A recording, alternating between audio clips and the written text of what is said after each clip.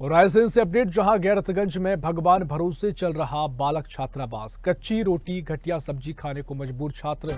छात्रावास के अधीक्षक महीनों छात्रावास नहीं आते, अधिकारी छात्रों का कॉल नहीं उठाते। नवागत कलेक्टर छात्रावास का निरीक्षण कर चुके हैं। बड़ी अपडेट आपको बता रहे हैं। छात्रावास के अधीक्षक महीनों छात्रावास नहीं पहुंचते हैं। बड़ी परेशानियों का सामना बच्चों को करना पड़ता है। अधिकारी छात्रों का कॉल तक नहीं उठाते हैं। यहाँ खाना भी ठीक नहीं मिलता। पोहा मिलता है तो उसमें भी कभी इल्ली मिलती हैं, कभी कीड़े, कुछ भी। और खाने में भी ऐसा खाना बनाते हैं उसमें कुछ डालते नहीं है। सब्जी वब्जी ऐसी पानी की तरह दिखती है सब्जी। और कच्ची रोटी मिलती हैं, उसमें कभी जला देते हैं, कभी कच्ची मिलती हैं। और नहाने में भी उससे नहाने में बाल्टियाँ वगैरह कुछ नहीं है, सिर्फ गंदगी बनी रहती है पूरे कमरों में भी। रणधीर सिंह रघुवंशी नहीं है जी, सांची में रहते हैं। हाँ, हफ्ते में नहीं आते, कभी 15-20 दिन में 1-2 बार आते। मैं छात्रावास में गैरतगंज के छात्रावास में रहता हूँ।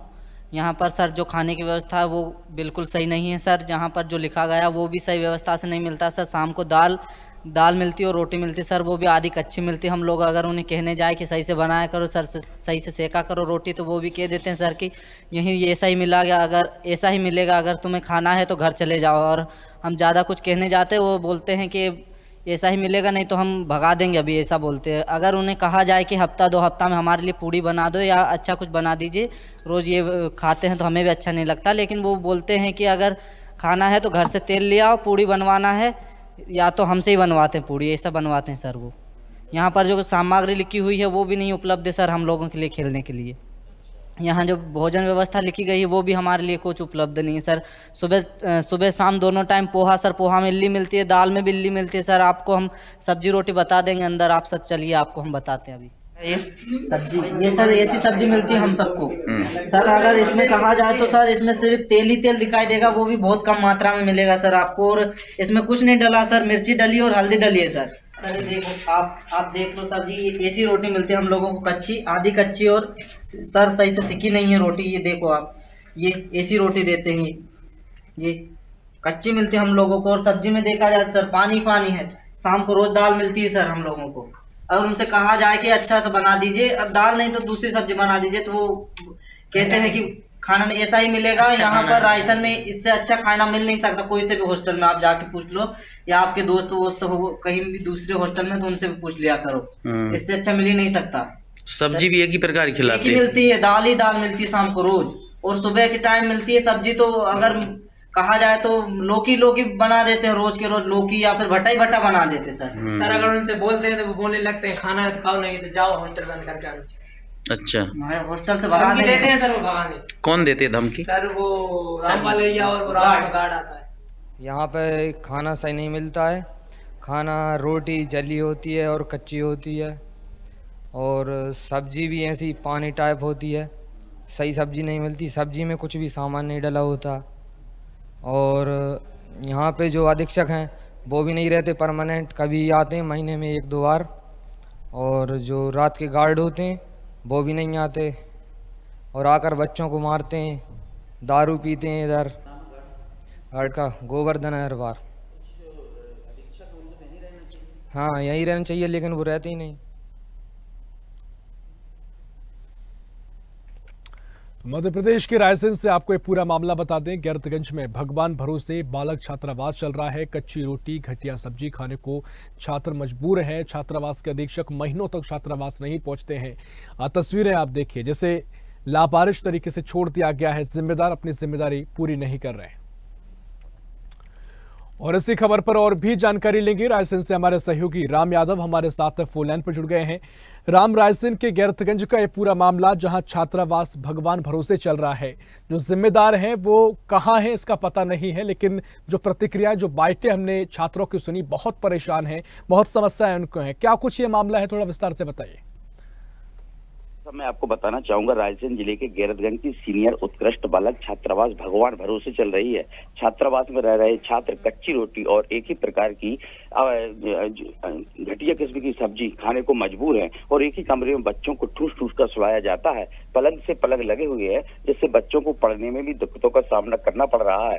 बालक छात्रावास के जो अधीक्षक हैं रणधीर रघुवंशी, यह 15-15 दिन छात्रावास नहीं पहुंचते हैं और सांची में अपना निवास करते हैं, जबकि नियमित छात्रावास के अधीक्षक को छात्रावास में ही रहकर बच्चों पर निगरानी रखना चाहिए और उनकी जो समस्याएं हैं उन पर ध्यान देना चाहिए। छात्रावास के बच्चों ने स्वदेश न्यूज चैनल को सब बताया है। छात्रावास के अधीक्षक को कॉल किया तो उन्होंने फोन रिसीव नहीं किया। बच्चों ने बताया कि जब हम छात्रावास के अधीक्षक रणधीर रघुवंशी से गुणवत्तापूर्ण खाने की मांग करते हैं तो हमें धमकी देते हैं, ऐसा ही खाना मिलेगा, खाना है तो खाओ नहीं तो अपने घर जाओ। जबकि शासकीय छात्रावासों में लाखों रुपए का बजट आता है ताकि बच्चों को अच्छे से भोजन मिल सके, नाश्ता मिल सके, चाय मिल सके, वह छात्रावास में रहकर अपनी पढ़ाई कर सकें। लेकिन गैरतगंज की बालक छात्रावास में ऋषभ छात्रावास के अधीक्षक की तानाशाही चल रही है और यहाँ प्रशासन मूक दर्शक बना हुआ है।